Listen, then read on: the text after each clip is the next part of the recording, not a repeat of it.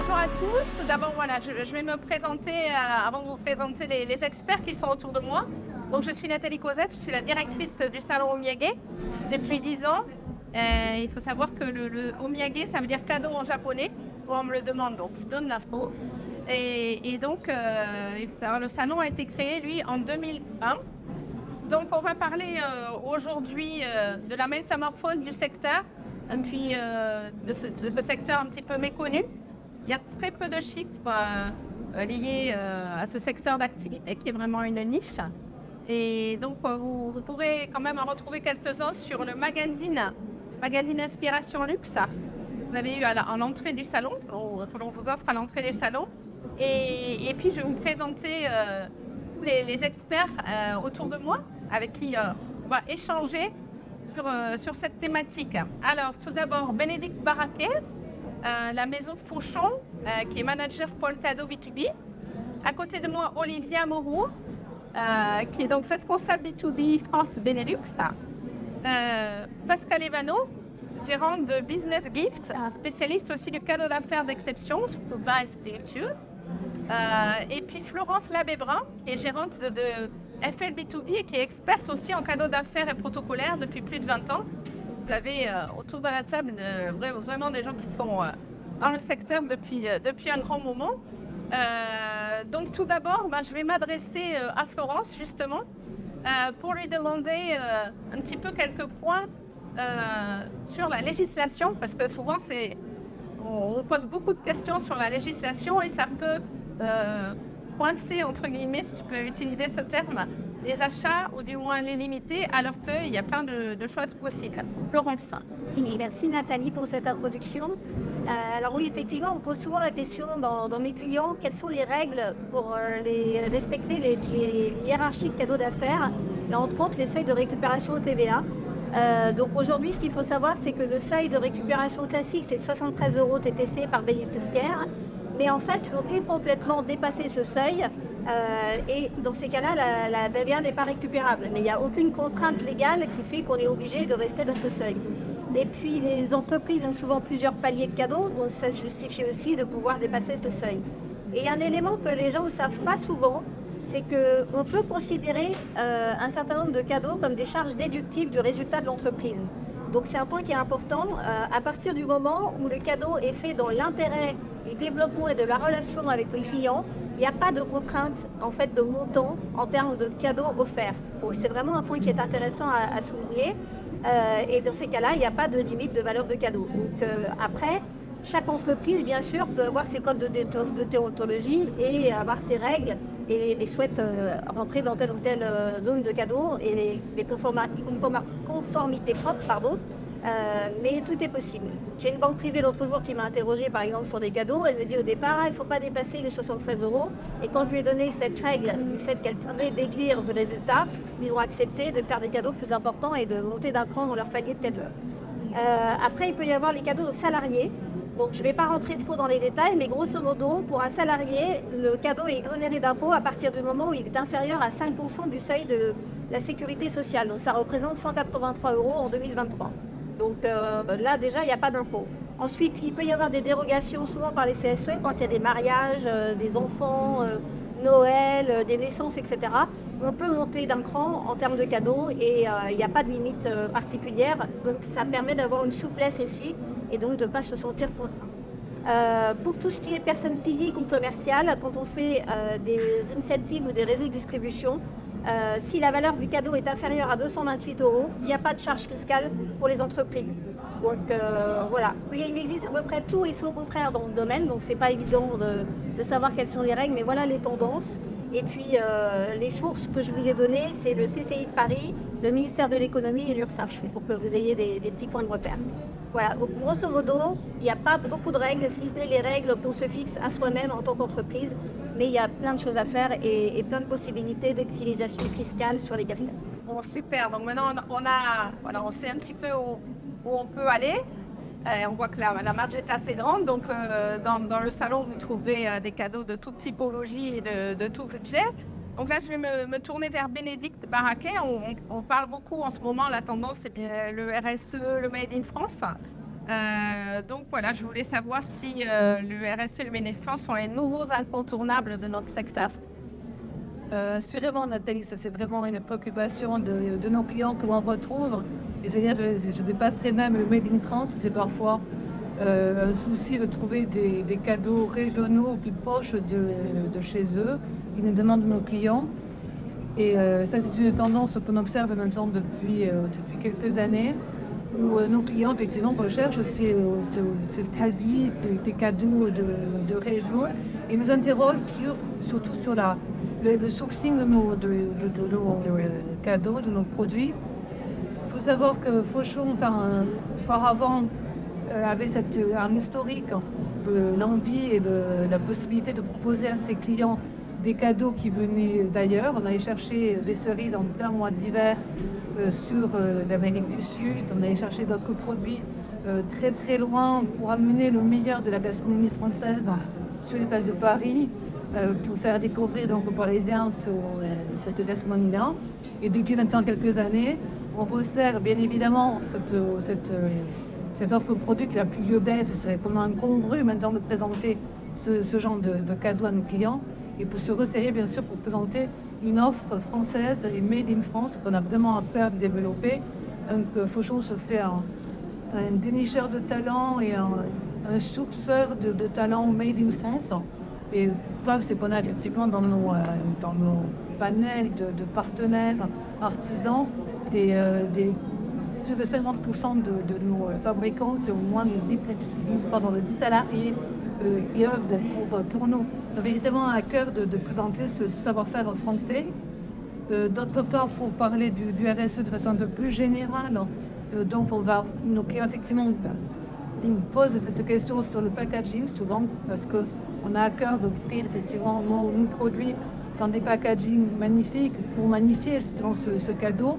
Mais il n'empêche que de plus en plus, on peut proposer déjà des emballages propres et déclinés, employer le terme très à la mode, mais c'est vrai que ce n'est pas du greenwashing de notre part, c'est simplement qu'on peut enlever le pénibilage. Par exemple, on va être soucieux du recyclage de notre cadeau. Pour preuve, notre site web envoie utilise des emballages recyclables et nos clients peuvent se faire renvoyer. Donc tout ça fait partie effectivement d'un cercle vertueux que nos clients apprécient de plus en plus. C'est ça.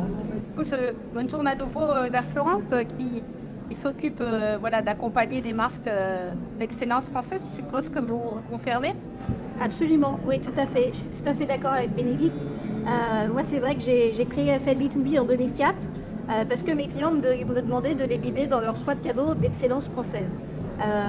Et en parallèle, j'avais des jolies maisons qui incarnent cette excellence, des artisans d'art qui voulaient que je les aide à développer leur activité cadeaux d'affaires ou cadeaux protocolaires. Donc j'ai décidé de me lancer pour les accompagner.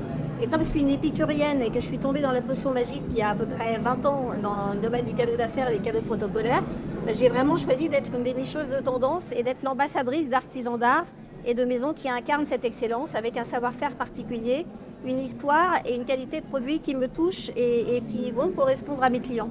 Donc pour moi, c'était vraiment important d'avoir des créateurs qui me touchent et que j'ai envie d'être leur ambassadrice. Après, le RSE, effectivement, est un point très très important. Les marques pour lesquelles je travaille sont des marques qui incarnent cette excellence RSE, avec par exemple un créateur de cuir qui fait du tannage végétal, qui fabrique à Paris ou à Biarritz, où on a créé des objets particuliers pour l'Élysée par exemple. Où ils aiment aussi se laisser surprendre par les cadeaux RSE un peu high-tech entre guillemets, avec une création de carnet qui peut être effaçable et personnalisable. Why not par exemple, c'est très utile et c'est malin comme petit cadeau.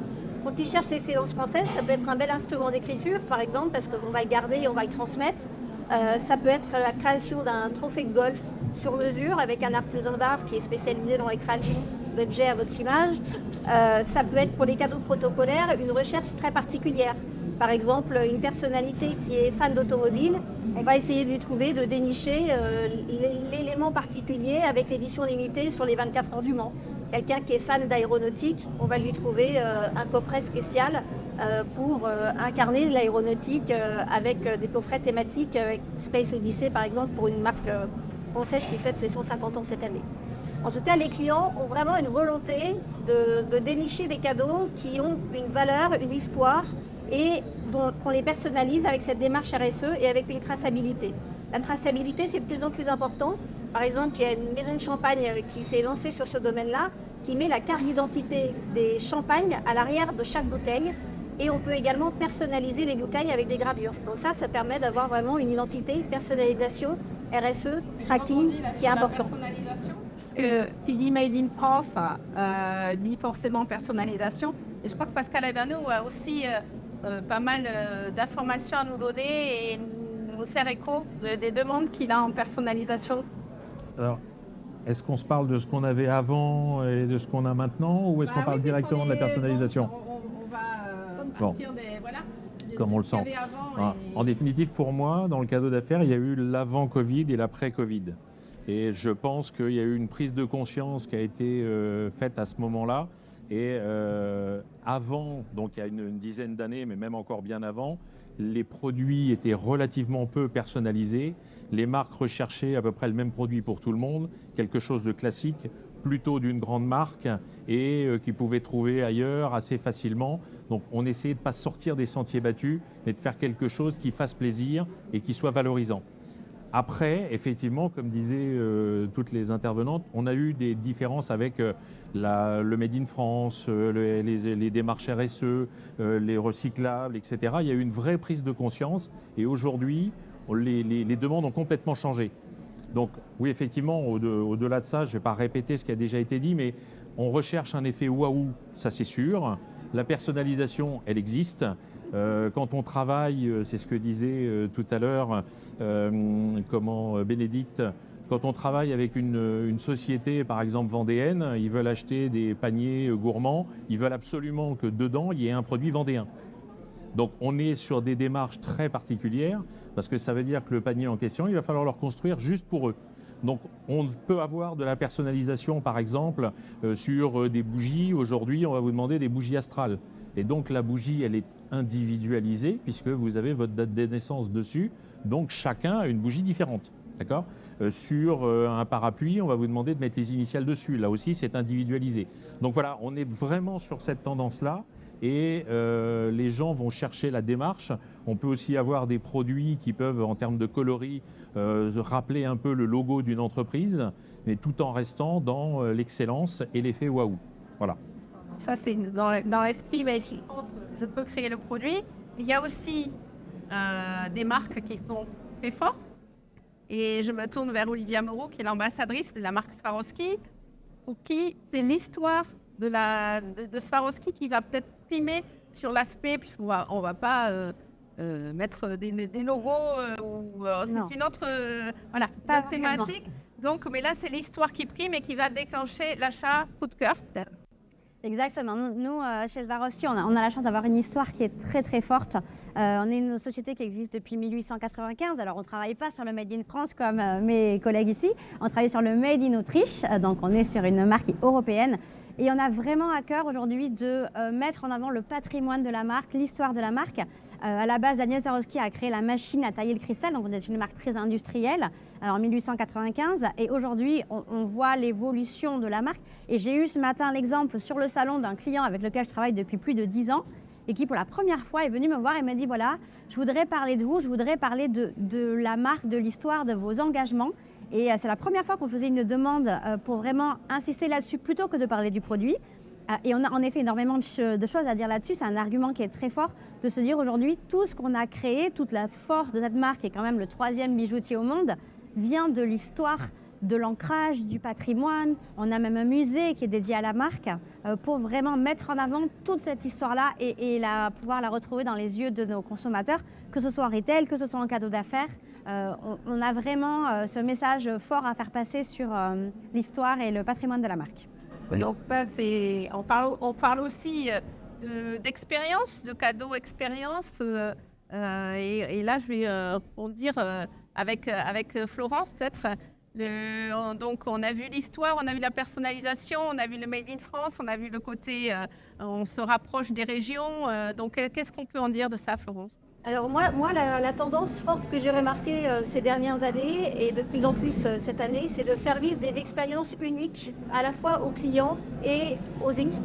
Et une vraie volonté de pouvoir créer une émotion et un attachement des clients et des équipes à travers des ateliers et des expériences particulières. Par exemple, un atelier de parfum où on peut faire créer par les invités leur propre parfum ou leur signature olfactive. Il y a également la possibilité pour une banque privée qui m'a demandé de faire ça il n'y a pas longtemps, d'organiser un atelier de chocolat ou d'organiser un déjeuner ou un dîner dans les vignobles parce que ça crée une émotion et de pouvoir créer une cuvée personnalisée sur mesure dans cet atelier à 30 minutes de Paris, c'était quelque chose d'unique et les gens ont vraiment envie de générer cette émotion parce que ça fidélise autant les équipes que les clients et ça crée de l'attachement et je pense que c'est vraiment ça la réussite et l'avenir du cadeau d'affaires, c'est d'arriver à trouver des cadeaux certes, mais aussi de faire vivre des émotions et un attachement particulier aux équipes et aux clients. Donc sur l'émotion, Je peux parler sur l'émotion, bien sûr. Je peux rebondir sur l'émotion. Le facteur émotionnel, sur le cadeau Fauchon, effectivement, c'est... pour nous, pour la maison, c'est transmettre cette histoire, effectivement. Alors, effectivement, comme disait Olivia, sur un patrimoine, effectivement, que l'on transmet, mais également une actualité pour la maison Fauchon, où il ne faut pas oublier, offrir un cadeau, je reviens un petit peu en arrière, offrir un cadeau, c'est faire plaisir. Que ce soit effectivement un collaborateur, que ce soit un client, que ce soit lors d'une assemblée, lors du lancement de produits, d'une conférence, n'importe quoi, il faut faire plaisir, à mon sens. Le cadeau, c'est ça. Donc, cette expérience-là va véhiculer, le cadeau que vous offrez, plus exactement, va véhiculer toute l'histoire que transmet ce cadeau. Et en l'occurrence, offrir un cadeau Fauchon, ça va être offrir, certes, une superbe recette. On a parlé de gastronomie d'excellence, d'accord. Plus, là, on vient d'ouvrir un deuxième hôtel à Kyoto. Donc, c'est cette actualité-là qu'on peut également offrir. C'est une école de la gastronomie. C'est tout ce que l'histoire, tout ce que la marque véhicule que vous allez offrir.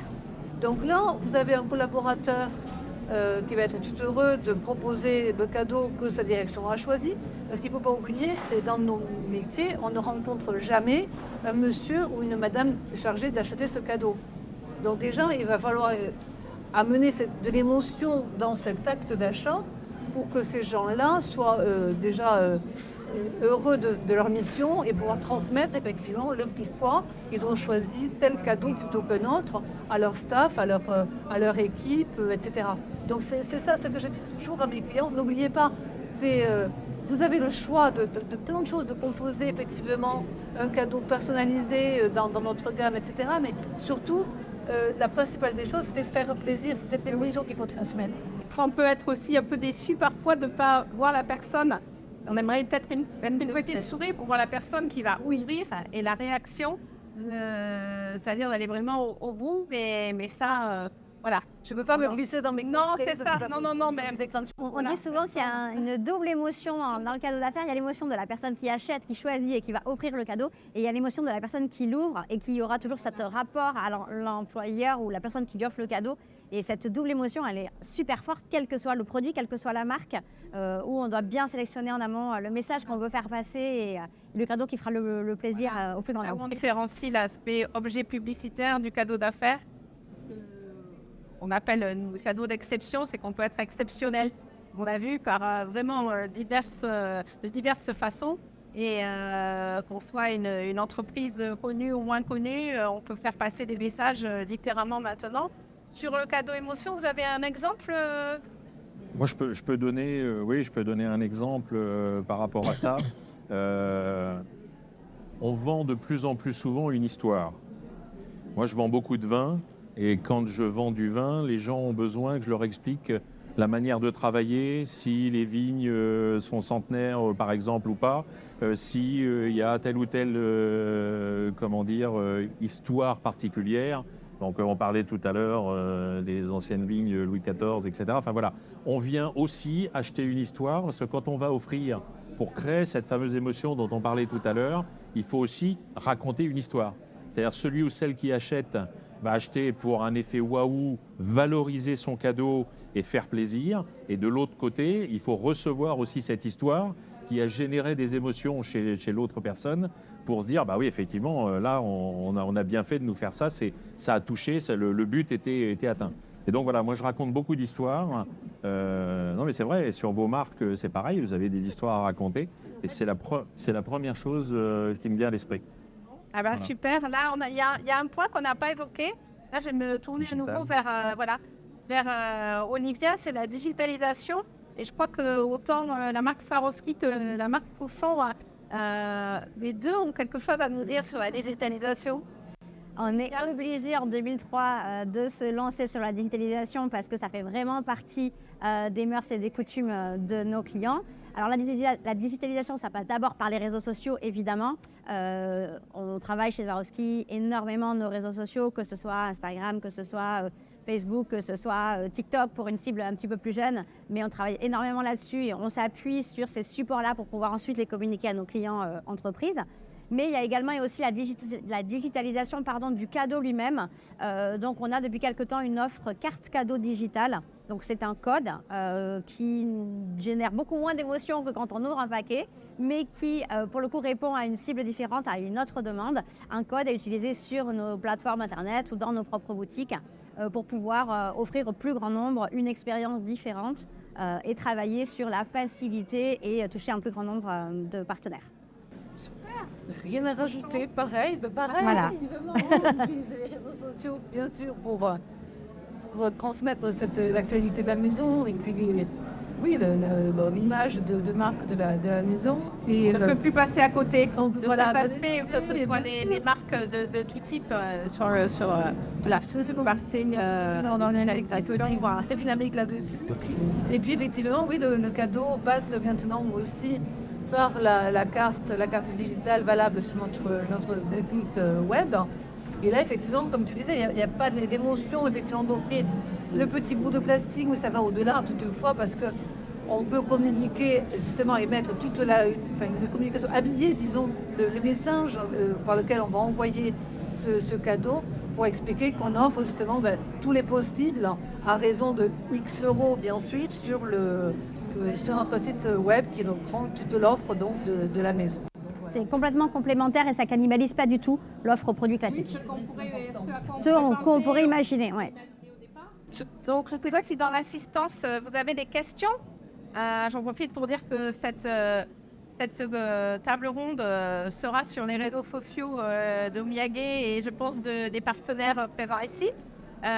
Donc est-ce que vous avez des experts qui ont plus de 20 ans, on ne dit pas plus parce que c'est pas sympa. Mais voilà. Donc je vous écoute. Sinon, vous pouvez les retrouver sur leur stand lors du salon, bien sûr.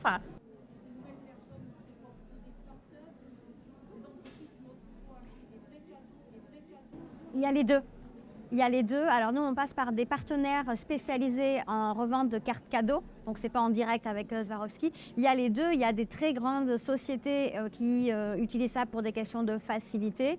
Mais il y a également en effet des plus petites startups qui achètent des plus petites quantités et qui peuvent les utiliser comme ça sur le web. Et ils sont beaucoup plus habitués au shopping en ligne qu'au shopping physique en retail. Et du coup, ça permet de répondre à ces deux cibles-là. Pareil, chez nous, on a également les deux. Il n'y a pas une cible, type qui achèterait la carte cadeau plutôt que le cadeau physique. Il n'y a pas une cible spécifique pour le mais il n'y a pas, non. Est-ce qu'il y a une cible qui est plus spécifique pour le... Non, véritablement, on touche. Alors, tous les métiers en termes d'entreprise, cliente. Et après, comme je disais tout à l'heure, comme on n'a pas de monsieur cadeau ou madame cadeau au sein des organigrammes, ce serait trop facile pour la prospection et pour pouvoir effectivement viser, cibler nos interlocuteurs. Je disais, j'avais l'habitude de dire, on travaille avec tout l'organigramme, sauf la finance.